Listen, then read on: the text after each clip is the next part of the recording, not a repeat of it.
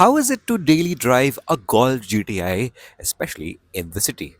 It's 9 o'clock in the morning. I'm out to drop my wife to her office in this car to find out, is it really that easy and practical to drive a Golf GTI every single day? Come drive with me.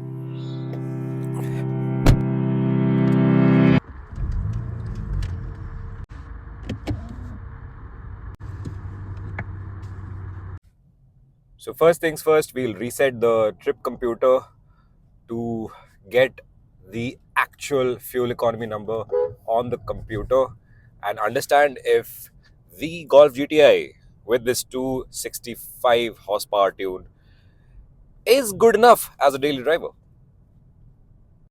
So there's a fair bit of traffic, and we are trying to struggle through to get good fuel economy. We are currently doing 9.2 kilometers to the liter, and there was a bit of start-stop traffic that we have now moved from. And otherwise, we've got 15 kilometers left to drop yours truly his wife, and about 31 minutes to go. We would be driving on a slightly open road, and then we'll get stuck in more Gurgaon traffic with none other than the GTI.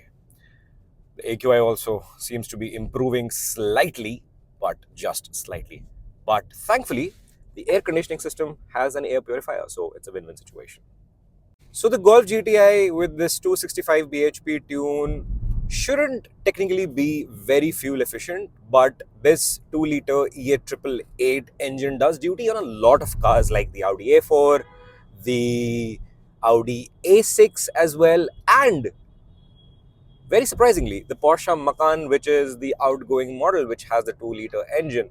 Now, this is a very, very smooth unit, and it is mated to this wonderful and slick 7-speed DCT gearbox, which feels seamless and effortless to drive.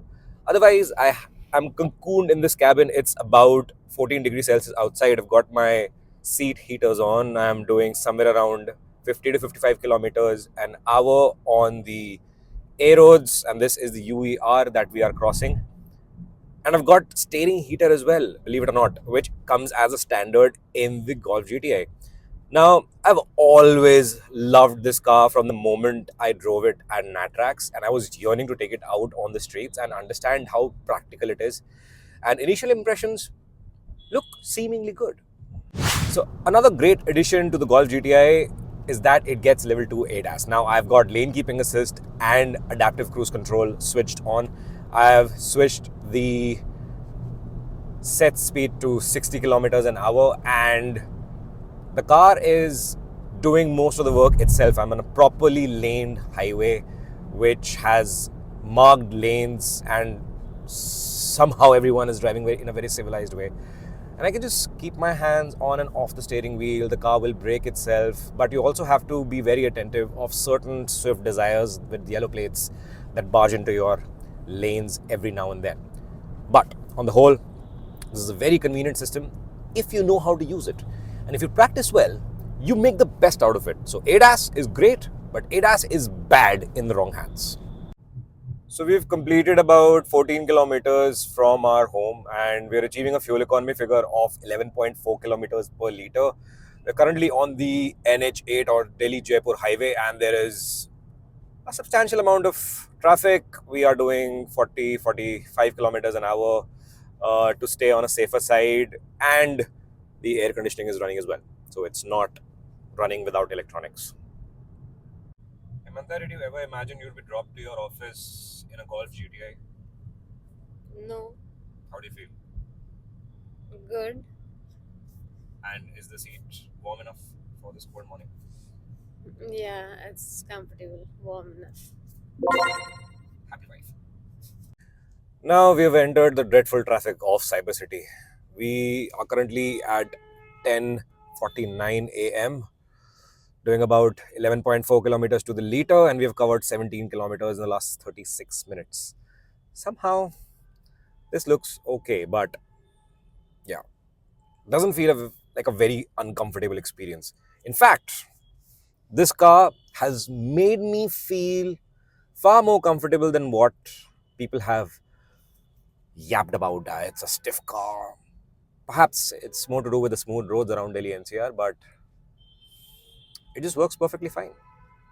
Wow, my favorite S part to Cyber City. Although I'm in eco mode, but this is what the Golf is built to do. Cornering. It has no DCC, but it corners like a wildcat. And I'm still doing 11.2 kilometers to the liter, just by the way. Beautiful.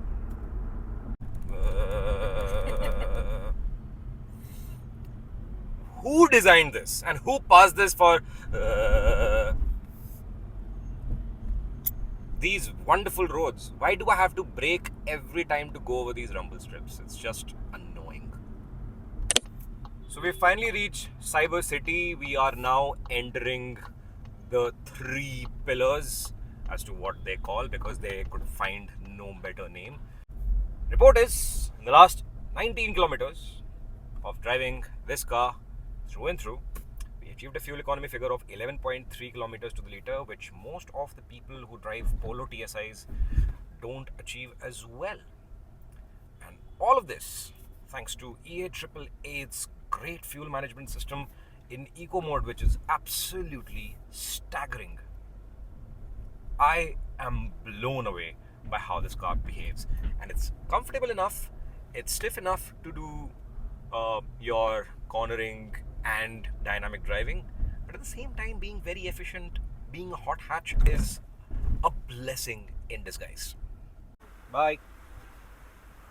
So the Golf GTI does the work rather well, very comfortable, very dynamic, and very efficient as well. So Volkswagen, it's a win-win situation, and I feel really sorry for the people who weren't able to buy this car, because this is just fantastic daily driver. Better than the Mini Cooper S? Yes, perhaps, because you get proper photos and a legacy, a story that beholds around it.